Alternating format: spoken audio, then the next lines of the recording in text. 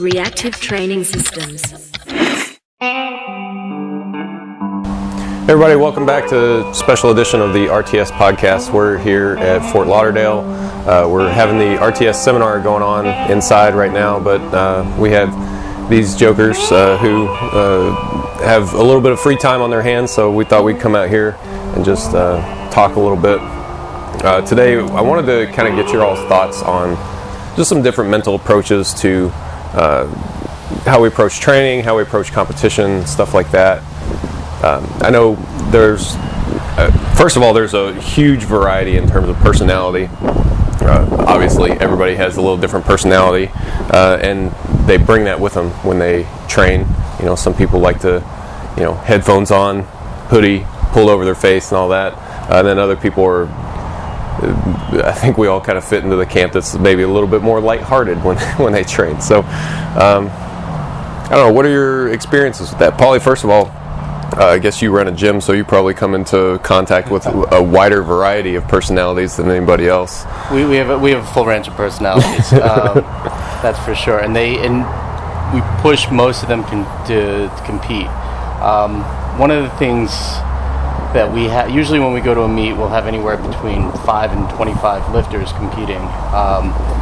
So what I've found is that we end up over preparing at the gym. Mm-hmm. So that way it's kind of a little bit, I think it's selfish in a way for me, but it works just because it's less handling, but ultimately the lifters are more prepared. So we practice they know what their numbers are, they know what their lifts are, they understand the process, they know how to prepare, they know how to get on a platform in the back in the warm-up room, and they know how to load their weights, they know how to work together as a team. That helps us so we can focus on anomalies. If someone misses a lift, if someone needs to go up, if someone needs more attention, then we can kind of focus on that attention for the specific lifter. But I think one of the important things is we've trained everybody to work as a team, and it's worked well. I think it's a big advantage. Yeah, definitely a big advantage to be a self-sufficient lifter in competition. I've been to competitions where you don't have a handler with you for whatever reason, and if you can take care of yourself, then your handler is always with you then, right? That's right. So what about you guys? First of all, testing people. Both of you guys at the FAU Muscle Lab, you have a bunch of different people that come in, probably personality types in play there as well. Yes. But then the group of guys that maybe does a little bit more actual training, do you find that they tend to be more the cerebral type? Have you had anybody that likes to, hardcore all the time? Anything like that? I think it mostly just depends on the type of person. If we're talking about a test session, since it's the environment, everything's controlled, it's just not their environment. Sometimes people can't loosen up, or they don't know what they want because they think there's a right or a wrong answer. So really, at least in the lab environment, just getting them to feel comfortable enough to say, this is what I want, this is what I prefer, and then making sure we can recreate that after whatever study we're doing. I guess that's right. So since you guys are doing science, then you have to control. Everything, of course when they come in and they're wearing a certain pair of tennis shoes and they have compression gear, they don't have compression gear, they wear a sweater and they wear warm-up track pants, and they start training, and you'd say, hey, are you comfortable as you are, because we need to do everything you just did in 8 weeks, so that can take people back.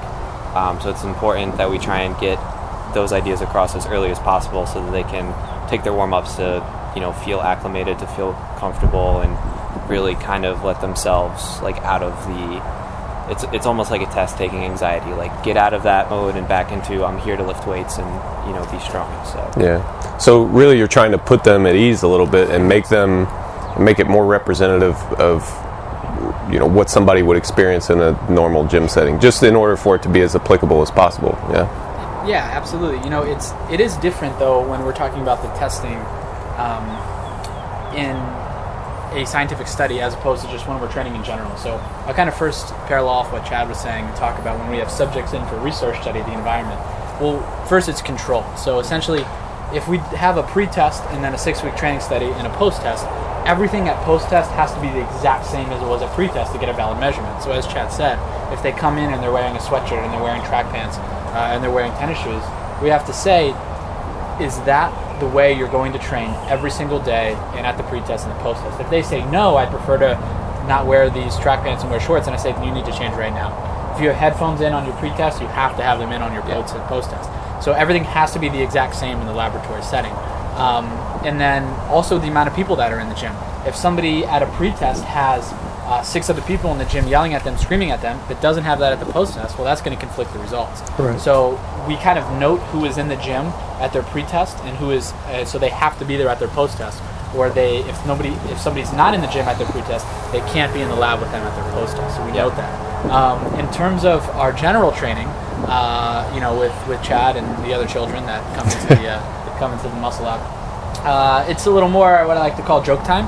I think, except when Princess is in there. We'll clarify who that is maybe at another time. But we have an awesome group of guys. It's just so much fun. So I will say that we do have a lot of fun when we train. None of us are typically let's run around and yell and scream. It's just not our style, and that gets back to what Mike said at the beginning of this, which is everybody kind of has a different way that they get kind of, I don't know if jacked up is the right term, or focused to perform the sessions. I think we all look at it in this way, and I don't want to speak for Chad, but whereas we kind of go in, and I've said this before, the goal is we're all going to do our job. We have a job to do, and it's going to get done.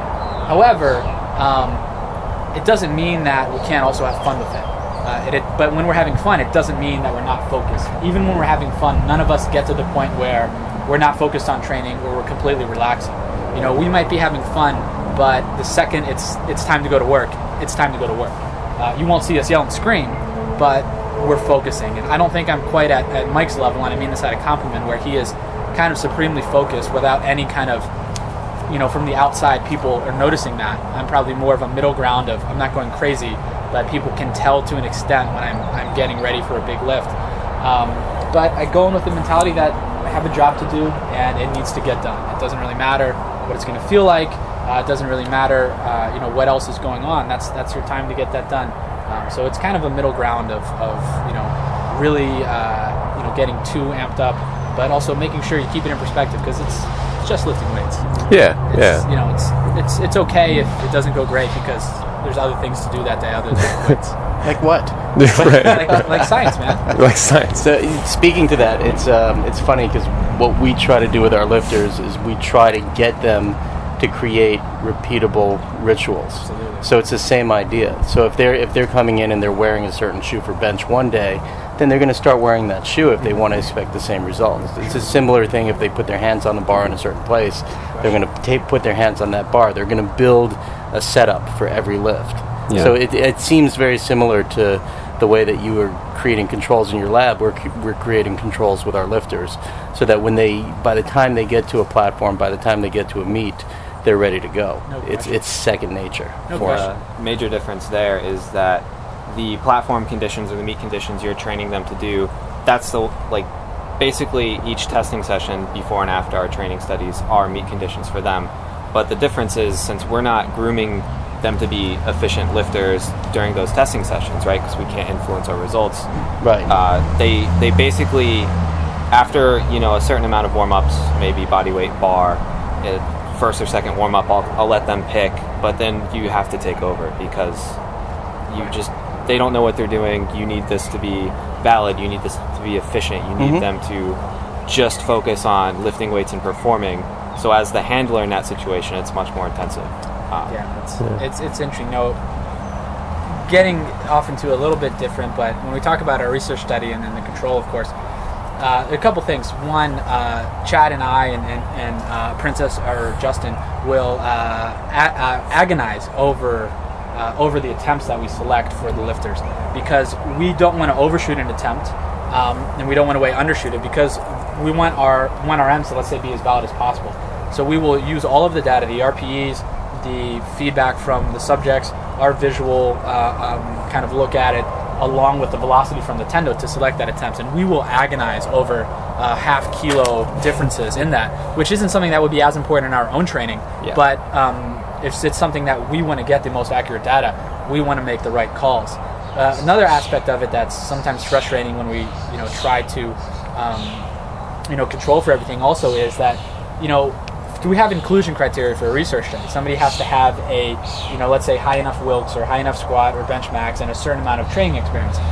However, we cannot in any way change their technique during the study. Yeah. Somebody might come in, it might be strong, but they might have tons of flaws in their technique. But if we change their technique, that will confound the results. Their lifts will go up just because they're changing technique. So we can't make any comments to anybody. And then you have to watch somebody for 6 weeks do something that is terrible, and you just can't change. So it's like anti-coaching. Yeah, it is a little bit.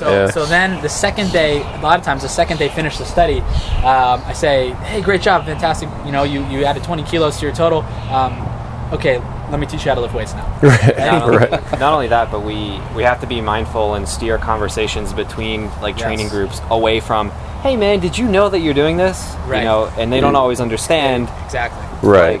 You have to direct those types of things. Yeah. No question about it. Yeah. So it seems like, kind of going back to what we were talking about mentality in general, that there's a lot of similarities between like maybe the powerlifting team and how you guys like to do it, maybe have kind of a good time. And I know that you try to keep a similar climate for you guys. We do. Something that I always come back to is that if you want to get good at powerlifting, it's going to take you a really long time.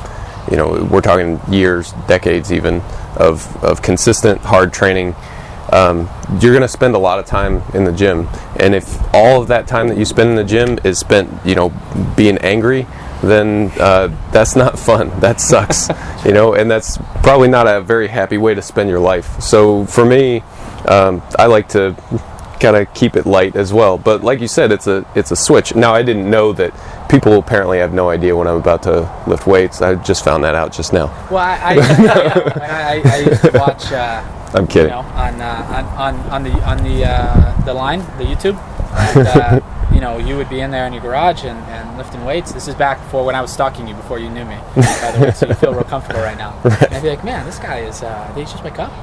This is super impressive right now. 700 pounds.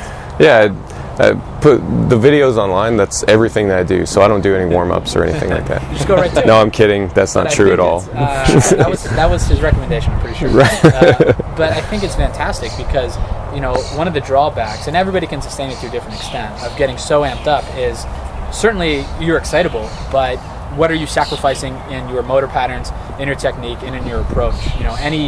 Any basketball player that goes to the free throw line, they're going to have some sort of routine, whether it's 2 dribbles, whatever it might be before they shoot that free throw, and they do that every time. It's the same thing. And I know Matt and Susie always preach this as you're approaching the bar. And if you're getting too excitable, you're going to sacrifice some of those technique points. And I think having a repeatable process, it works both directions too. So having a repeatable process helps you get into the right headspace. It starts to send the cues to the body, sends the cues to the mind that it's time to lift. Right. So even if just the way what foot do you step on the platform with it? And maybe that's kind of fine-tuning a little bit, but if someone has that, as soon as they set foot on the platform, or if they're squatting, as soon as they put their hands on the bar, that kind of starts to quiet their mind, and it begins their prep. That's the kind of thing that we see, or that we try to push in our gym. Sure. Because then, once again, we want to try to eliminate and just have everything else fall away. Yeah. So the noise, the people, the day, whatever it is. And in our gym, we have a lot of people coming in from work and come from school.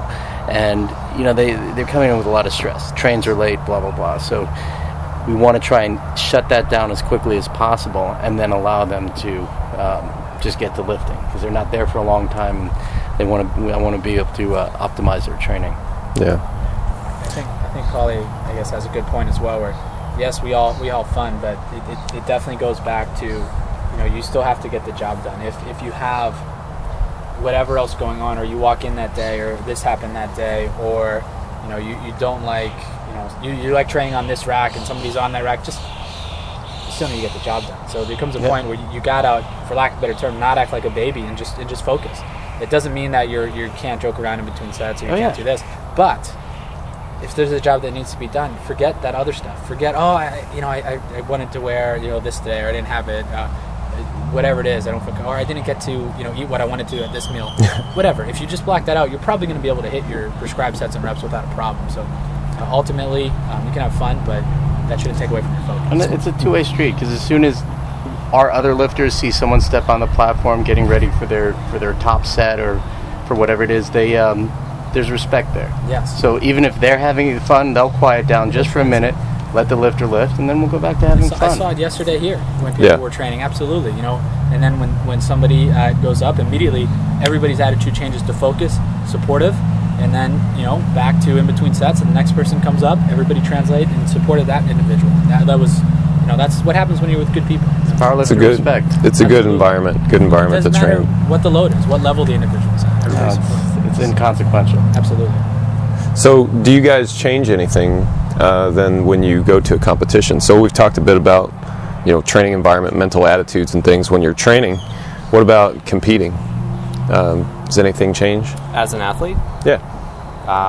As an athlete, even though I'm capable of being my own handler, I just want to not do that and just lift weights. So, as an athlete, it's selfish, but I would want, Dr. Zordos or Justin or someone else to take care of the thinking for the day, so I can just listen to music and lift weights. Yeah.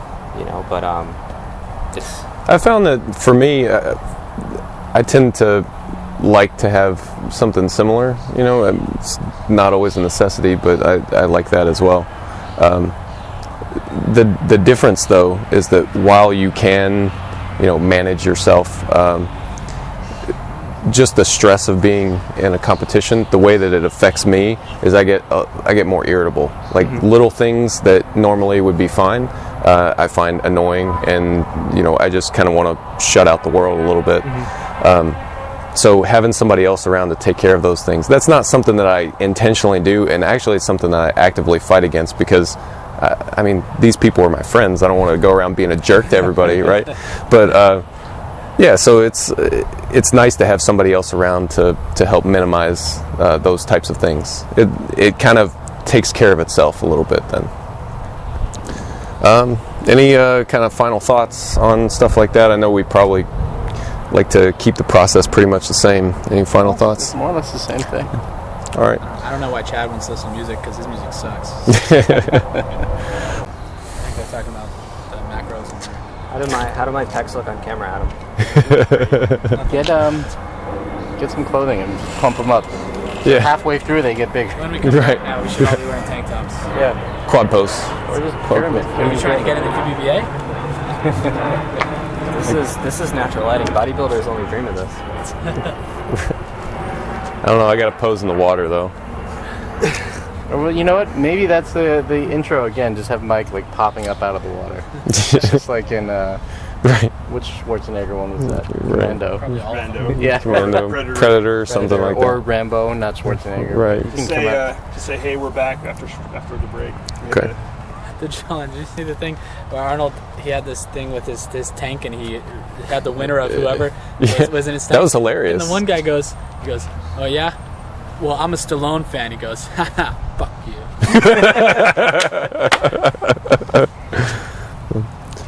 All right. Ready? You're ready, right? Adam's always ready. Good? Yeah. All right, we're back after taking a short little break there. We pretty much talked about all the mentality stuff as far as things that we look at when we're training ourselves, training other people, stuff like that. But how does it change? Does it change when we're talking about training in competition? What do you think? So, if I'm training for competition? Yeah. So if you go to a competition, what's different for you? Oh, okay. Just at that point in time, I just don't want to have to worry about handling myself like I do during training. Yeah. So, if I can, I would like someone else there to do it. But other than that, nothing really changes. It's just really to help mitigate stresses of the back room. The warm-up room to me is more stressful than the platform. The platform's like a quiet place in the whole meet. So I just go out there and make the lift, and at that point in time, all of my RPs are going to be completely off. Because it's just like a peaceful, usually, they could look really hard and I'm going to think it's easy, so I really need someone there for that reason. That's interesting, yeah. So mentality, though, you're trying to keep things as consistent as possible, as process-oriented as possible. Yeah. I mean, as much as you can. There's just a huge amount of stimulus difference. I know for me, that stimulus whether I intend for it to or not, kind of makes me irritable. That just any little thing I find annoying. Stuff that's normally not a big deal is kind of irritating. So, normally not in advance, but kind of meet day warm up when you're waiting for weigh-in, stuff like that. So, I usually try to find a corner. Then I'll do the headphones thing, just more or less to. The hoodie too? Yeah, no. Just try to block things out just a little bit. More so I'm not a jerk to people more than anything else. But that's kind of some differences for me. Of course, it's not intentional. You're trying to keep things as much the same, as process oriented as possible. I'm sure you have some people, I'm sure, that are basket cases in competition. Do you have anybody that's kind of on the other end that's like? I do. I have certain people that they don't need anything. Yeah. I can just put them in the corner and just let them do their thing. They know what they're going to do. And I have other people that I literally have to hold on to. Or they have certain things that they love the chalk, or they love to just be in the chalk, and certain things. It's like, so I find myself saying things like, "Go use the chalk again," or my hands are on their belt and holding them back from running out on the platform because they don't lift for another 5 minutes, but they're ready to go.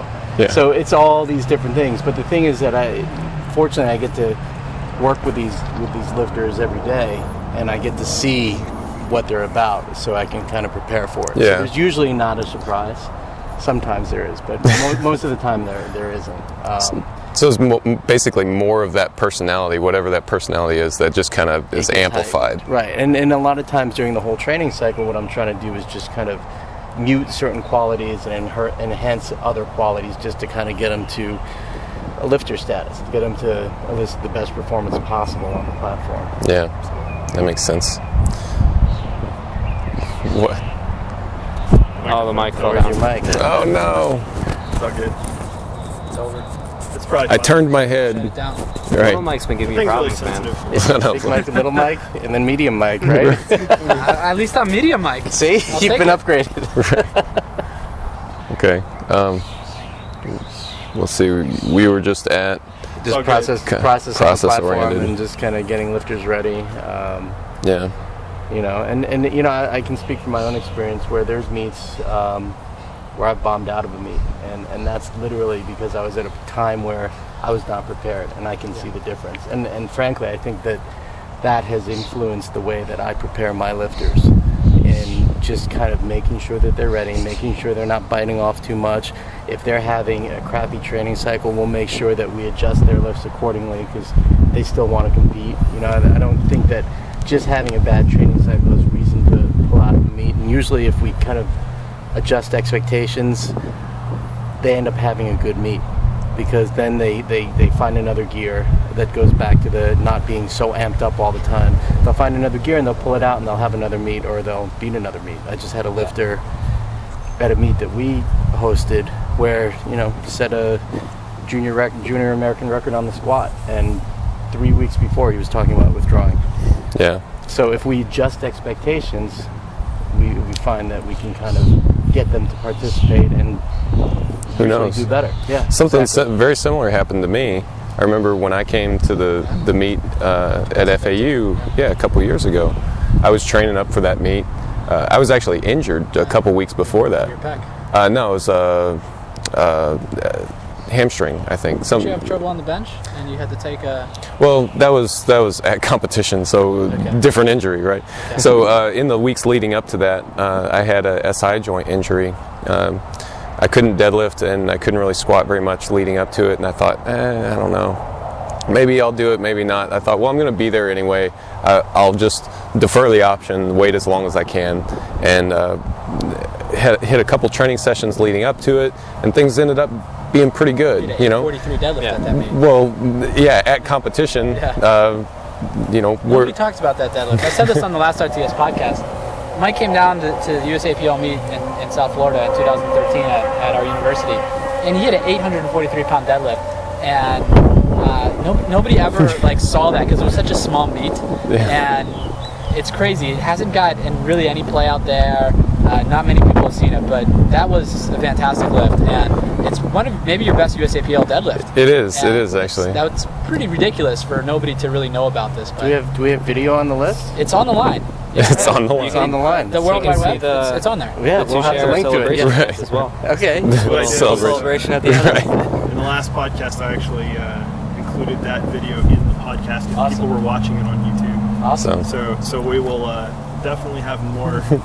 Just keep linking back to I that will- one. I will Right, right. Put that link Right. in the Excellent. video.